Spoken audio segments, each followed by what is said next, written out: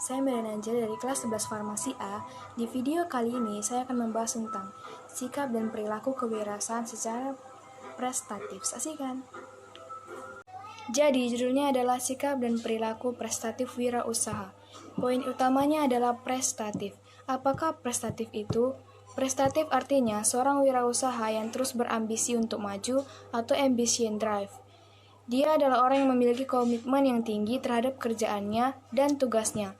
Setiap saat selalu memikirkan tentang bisnisnya ataupun pekerjaannya. Dengan berbuat dan bekerja prestatif dalam bisnisnya, maka seorang wirausaha bisa berhasil. Menurut Jim Marar, karakteristik wirausaha yang berhasil karena menggunakan prestatif dalam bisnisnya adalah 1. Memiliki komitmen yang tinggi. Setiap saat dia selalu memikirkan pekerjaannya. Walaupun sedang tidak bekerja, dia selalu memikirkan bagaimana kelangsungan dari usahanya. 2. Mau bertanggung jawab. Apapun yang dia lakukan, apapun kesalahan, ia akan tetap bertanggung jawab. 3. Kegiatan bertanggung jawab sangat erat hubungannya dengan internal focus of control atau minat wirausaha dalam dirinya sendiri. Yang keempat ada peluang untuk mendapatkan potensi. Jadi wirausaha yang berhasil itu harus memiliki potensi yang tinggi untuk sukses.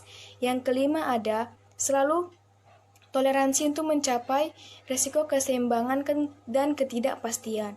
Walaupun tidak pasti, kita harus tetap toleransi. 6. Yakin pada diri. Seorang wirausaha yang ingin sukses, dia harus yakin pada dirinya sendiri. Jika tidak yakin, dia tidak akan bisa menjalankan usahanya dengan baik. Yang ketujuh ada kreatif dan fleksibel. Itu sangat penting dimiliki oleh wirausaha. Jika kita memiliki kreatif atau fleksibel, mungkin kita bisa menciptakan ide-ide baru pada usaha kita. Yang kedelapan, ingin memperoleh umpan balik dengan segera dan punya kekuatan yang lebih untuk memiliki pengetahuan dan pengalaman untuk memperbaiki penampilan.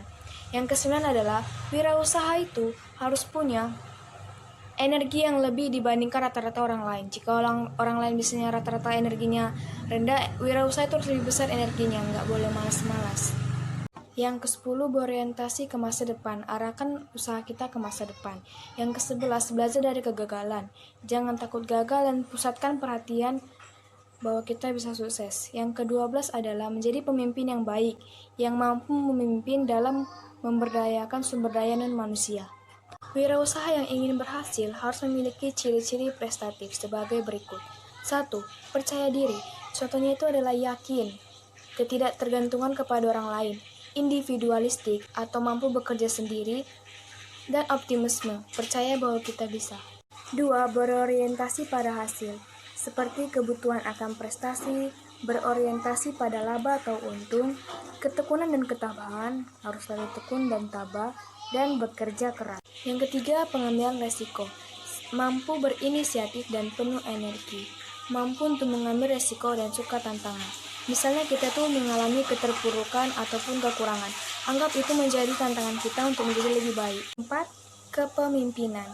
Kita harus memiliki jiwa kepemimpinan atau mengarahkan orang-orang lain. Terus itu harus dapat bergaul kepada semua orang dan terima kritik ataupun saran dari orang lain dengan baik. Originalitas. Kita tuh harus berinovatif, kreatif, dan fleksibel. Lalu mendapatkan sumber-sumber yang banyak, mengetahui segala hal dan serba bisa. Yang keenam ada berorientasi ke masa depan. Itu mengalihkan pandangan ke depan dan perseptif. Jika karakteristik prestatif digunakan dalam bisnis, maka 1. Ia akan memiliki tekad yang kuat untuk berusaha bukan karena terpaksa. Yang kedua, ia mawas diri dan berusaha untuk terus maju setelah menerima umpan balik. Yang ketiga, ia tahu bahwa ada risiko tapi tidak gentar. Yang keempat, tetap maju dan mandiri walaupun risiko tinggi. Yang kelima, selalu berpikiran positif karena ingin berkreatif. Tujuan menerapkan sikap dan perilaku prestatif adalah 1. Nampaknya hubungan yang harmonis dan saling bertergantungan dalam organisasi perusahaan. Yang kedua, menunjukkan adanya pengertian dan kebutuhan, keinginan, tujuan, dan ide-ide usaha yang baru. Yang ketiga, meningkatkan komunikasi, timbal balik antara staf dengan karyawan. 4. Mendelegasikan kekuasaan dan tanggung jawab. Yang kelima, menciptakan suasana kerjasama. Yang keenam, meningkatkan keuntungan perusahaan. Yang ketujuh, meningkatkan efisiensi dalam kerja. Yang 8, meningkatkan motivasi dalam kerja. Yang ke-9, meningkatkan kreativitas dalam bekerja. 10, mengembangkan ide-ide yang lebih produktif. 11, meningkatkan kesadaran akan adanya kemampuan dan kekuatan dalam mengelola usaha. Yang terakhir adalah suatu dorongan untuk meningkatkan kemampuan dan kekuatan kita dalam mengelola usaha. Ini satu perilaku prestatif yang harus diperhatikan wirausaha untuk mencapai keberhasilan. 1. Kerja ikhlas. Kita harus bekerja dengan sungguh-sungguh, menghasilkan sesuatu yang baik dan dilandasi oleh hati yang tulus.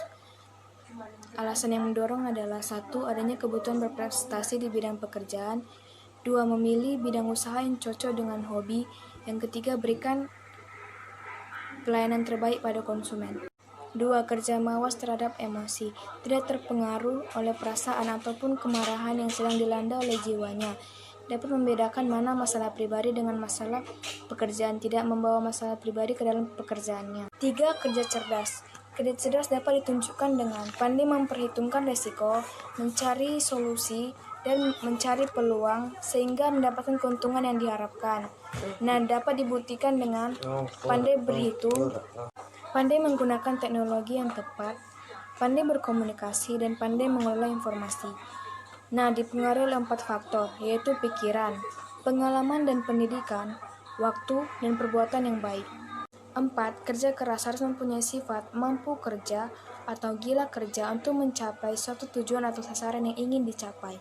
Untuk itu kita dapat 1. Mengobrol dengan hal-hal yang tidak ada hubungannya dengan kemajuan usaha.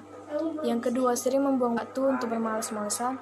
Yang ketiga, sering terlambat dari waktu yang telah ditentukan. Yang keempat, tidak membuat perencanaan dalam jangka panjang ataupun jangka pendek. Yang kelima, sering membuang waktu untuk bermalas-malasan. Yang kelima ada kerja tuntas. Ini adalah yang terakhir. Jadi kerja tuntas itu adalah kita mampu mengorganisasikan semua usaha kita dari awal sampai akhir secara terpadu untuk menciptakan hasil yang sampai selesai dengan maksimal. Hal yang harus diperhatikan adalah 1. Berusaha tidak malas. Kita tidak boleh malas untuk melakukan pekerjaan kita. Yang kedua ada yakin pekerjaan kita akan selesai. Walaupun banyak tantangan, kita harus yakin kalau pekerjaan kita itu akan selesai, kita harus semangat. Yang ketiga adalah manajemen waktu. Atur waktu yang sesuai supaya pekerjaan kita itu berjalan dengan waktu yang tepat yang telah ditentukan. Dan yang terakhir, tidak menunda pekerjaan. Kalau kita menunda pekerjaan, maka pekerjaan kita akan lebih lambat selesai dan jadi berantakan gitu waktunya. Sekian dari video saya, makasih sudah menonton. Semoga video ini bermanfaat ya, maaf jika ada kesalahan dan sampai jumpa.